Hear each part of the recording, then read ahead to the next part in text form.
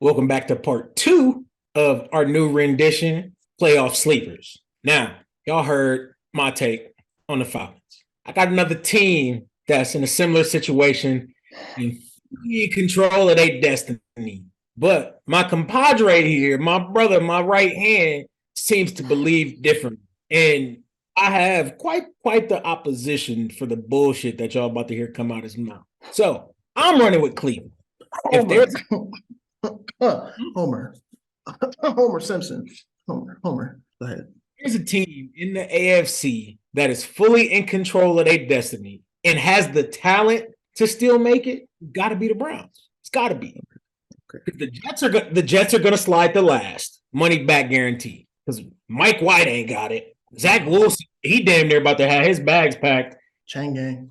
On top of that, the Browns get Deshaun Watson back in a perfect game for him to feel his way back in. Now, granted, I understand it takes weeks of preparation and consistency to, get your vibe back. I get that. But Deshaun Watson is still one of the most talented quarterbacks that we've seen come into the NFL in the past 10 years. And then on top of that, Cleveland has a stout running game that he can lean on. The defense, when playing up to par, is a top 5, top 10 defense. And honestly, the offensive weapons that Watson will be walking into are top tier. You got a top 3 tight end, Amari Cooper, who's playing like he just got his legs back, best running back tandem in the league for sure. And then on top of that, the defense will get a tremendous boost from potential high-level quarterback play, which will prevent them from, being tired and wasted. And realistically, the games that Cleveland has left are almost all divisional games, which gives the Browns the full control, and they in the driver's seat to their own destiny. What say you, pimp? You done? I'm glad you're done. Because first things first, rest in peace, Uncle Phil, and the Browns. Because it's still the Browns. Let's not ever forget that. It's still the Browns. Mr. Go fishing. That's number one. Number two, you remember how you just stuttered Deshaun Watson's name when you first started to say it earlier, a little bit ago? It's because it's really he who shall not be named this year, because Mr. Illegal Touching is definitely not about to get this thing going because he's got way too much rust. I'm glad that you brought up that one point about the fact that, it takes a while to get the chemistry, that, sometimes it doesn't come so easy. And, Deshaun Watson is not about to make this offense click. Not this year. I got faith in him. I still believe in him. And it's interesting that you brought up that defense. It's real interesting. You said that there were moments when they looked top 5, because there were moments when they looked top 5 defense, but there were also moments where they looked bottom 10. And you know what? Maybe that's why they're not even 500. Maybe that's the reason why.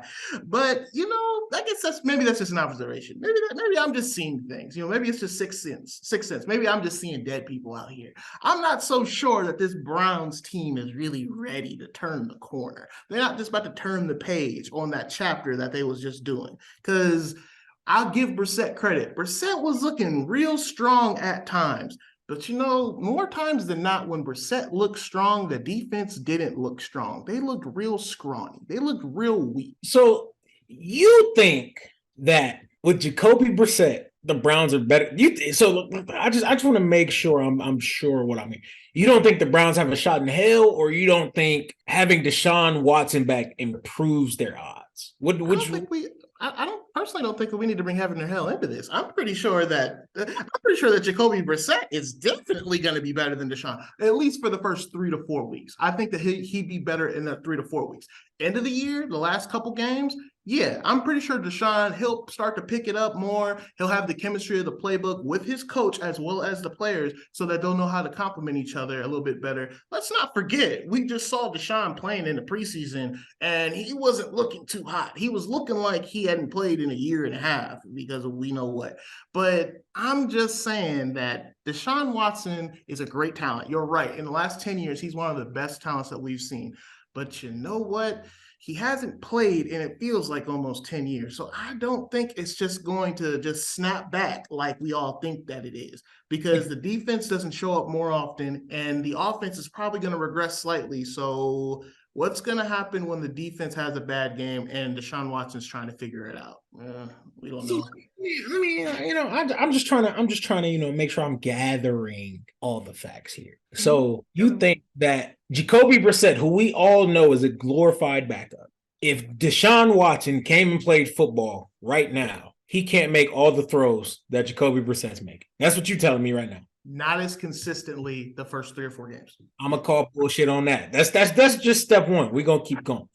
You think Deshaun Watson hasn't been working out and polishing himself? I'm not saying he's been doing it in the facility. I understand that. He hasn't been allowed to. He hasn't been allowed near the facility. But you gonna tell me that he ain't been throwing to the homies and shit in his spare time? You gonna tell me he has been working through the playbook in his spare time in preparation of this moment? You gonna tell me he ain't been getting his feeling? You know what? That's a bad word. I can't say he been getting his feelers on, because that's you know what? Feelers aside, all I'm saying is that he could be doing them Jameis Winston, Dak Prescott hip turning workouts, getting ready to come, to climb up the pocket before he throws it down the field. He could be doing everything. He could be getting hit by the air pads. He could be getting hit, figuring out everything. He can look at as much film as he wants. But until you get in that line of fire and you get them real-time reps, when them people is coming with bad intentions and you got to figure out what your reads are, what that coverage is in the back end, trust me, it's going to take some time. I think he'll be fine next year. But this year, they dug too big of a hole. It's too much to overcome. I don't think so. Because guess what? They're going to get Cincy, who is still hurting from the loss of your boy. You think they're going to lose them? You think they're going to lose to Cincy right now? Right here, right now. You think they're going to lose to Cincinnati when it comes? I think they're going to beat Cincy. I'll put my stones on that. Especially if Jamar Chase ain't back. If Jamar Chase... He don't got to be back. Beat Cincy by 2 touchdowns. If Jamar Chase... Man, listen. Your boy, Joe Schmo, Joe Schmo, yeah. Just in the Super Bowl, too. Wow. Yeah, you talking about the same dude that's been acting like he don't got eyes when Jamar Chase not on the field? Wow. Okay. Dude that made the open claim to the public, that he had 3 number ones, and they've been acting like it. All I'm going to say is this. You, my boy.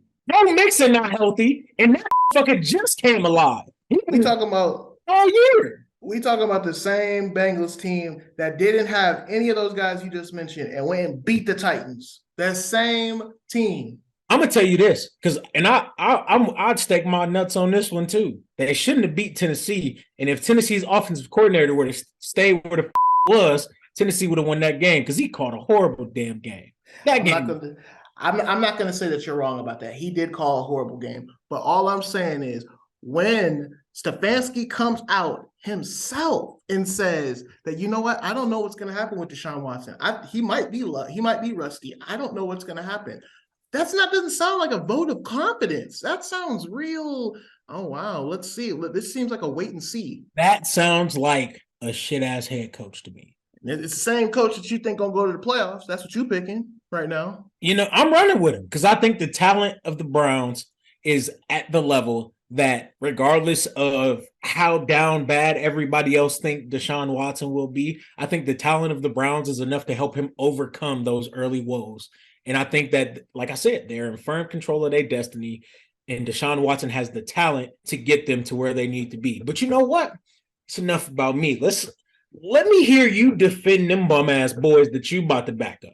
So what I'm about to back up right now, since you're going to give me the floor, like you just said, that bum head coach, I feel a lot more confident about this coach, because this coach has actually gone to a Super Bowl, unlike your coach. So we got the Jags. I'm pretty sure that Trevor Lawrence has been having quite the resurrection the last few games. He's been looking real Justin Herbert-ish when he finally started to turn the page the last three games, last 3 games. They haven't all turned into wins, but they've been great performances by him each and every week. So all I'm going to say is they got the offensive talent right now. They got Christian Kirk. They got Travis Etienne. Zay Jones showing up in games when they need. Marvin Jones catching game-winning touchdowns when they need it most.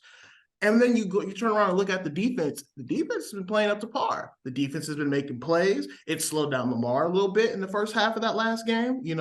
holding them to, I think it was under 100 yards, maybe 115 in that first half. So they're doing enough to give Trevor the time to figure out the defense and to turn around and win these games when teams make mistakes like the Ravens did last week. Hey, I'll be completely transparent. Ravens should have won that game. Trevor Lawrence, he closed it. He sealed the deal. That's why you don't play with your food. I don't know if you was wondering why I was looking off to the side, or but because I was paying you attention because I knew what you was gonna say, because it's like I can read your mind. I can read. That's why I've been writing more to you. I can read your mind because I know what you're gonna say. It's bald head. It got Wi-Fi. It looked like crystal ball too. It's the bullshit. I can sense it. Hey, well, my grandpa used to tell me all the time, you can't bullshit it, bro. But back to my previous point, I was looking over here because I was just looking at the games that because since apparently the Falcons are my team, your Jaguars have left this year. Lions, Titans. Mm-hmm. Yeah, go ahead. Yeah. Cowboys. Mm-hmm. Go ahead. Yeah. Mm-hmm. Go ahead. Yeah. They'll beat the Texans, maybe, because the Texans are giant killers. All right, Samuel. I want to see Tennessee again. So let's say, hypothetically speaking, they split with Tennessee. Because I think I think that Tennessee going to sweep them. But let's say, hypothetically, they split with Tennessee. They're going to lose to Dallas. They damn well might lose to the Jets. Because, again, as much as I hate that defense being out of its mind. I can't, like I said, I can't refute the facts. That is the 1 or 2 defense in the league. I can't refute what's true. But you gonna tell me that a below 500 team with this tough of a schedule, with 5 games left, that needs 8 games minimum to make the playoffs? Yeah, 8 games. Yeah, they have to get 8. They'll get there too. And they probably gonna lose 3. You telling me that they gonna make it happen? Yes, they are going to make it happen because the Tennessee Titans, I'm not choosing Ryan Tannehill over Trevor Lawrence. Tannehill has been playing good despite, the play calling. I'll give you that. But at the same time, Trevor has been playing great with good play calling. So I'm just going to pick that over that. I also am going to pick Travis Etienne to outperform Derrick Henry when they play because he's just trending that way. Did you say he outperformed Derrick Henry? No. I'm saying he's going to outperform him when they play.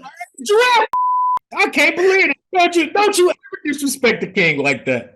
I just want you to reiterate the point so I can tell you to shut up. And then on top of that, you're going to talk about that inconsistent defense. You gonna tell me that they is it? Them is the boys, the defense that get ran on week to week. That's what you telling me?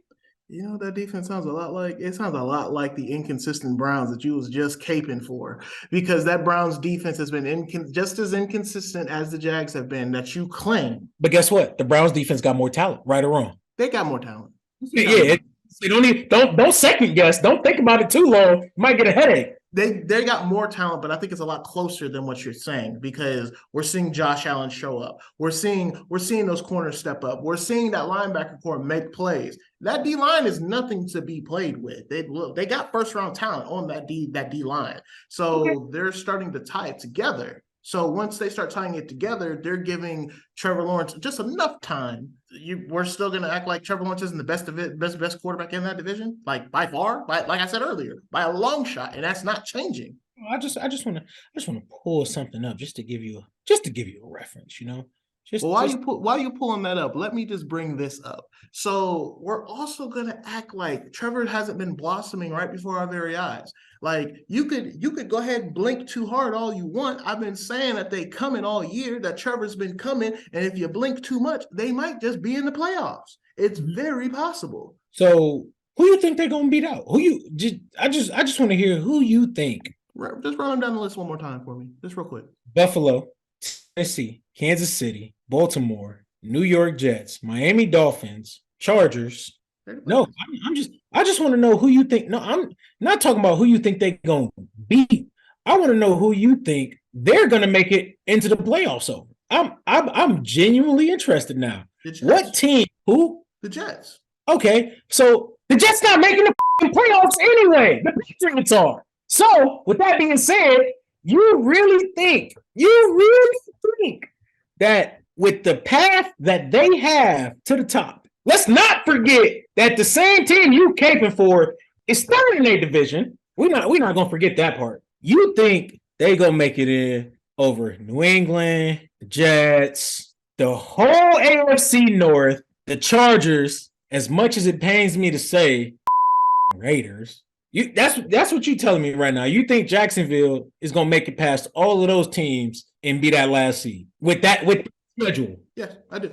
Because most of those teams that you just listed, not all of them, not the Chiefs, not the Bills, maybe not even the Dolphins per se, but a lot of those teams that you listed, they have a better quarterback than. Trevor Lawrence is better than a lot of those quarterbacks you just listed. The Jets, even the way Justin Herbert's been playing, he's starting to bounce back, but I'm not going to sit here and say that Herbert's been playing better than Trevor Lawrence the last 3 weeks. I'm not going to say that. So there's a few teams, Mac Jones and the Patriots. I'm not picking Mac Jones over Trevor Lawrence right now. That's another argument for another day. We've given y'all that. Y'all get more of it later. But come on now. Like, Trevor Lawrence is looking like the top 5 quarterback right now. He's not there yet, but he's acting like it right now. But you think their team is more equipped to make it? And they're behind. Let's not forget, they're 2 to 3 games behind most of these teams. Yeah, right now. I know they are. You think that in these next 5 to 6 games, they're gonna make that ground up. And these teams are going to continue to lose to give them that opportunity. They're going to give them a window, is what I'm saying. It's called the Deep Sleeper segment for a reason. It's going to be hard. You blowing, boy. Hey, all I know is they're going to make it happen. The Browns aren't going to make it happen. And this has been another episode of the Don't Take Us Seriously podcast. I'm DJ. Boyo. We'll catch y'all next time.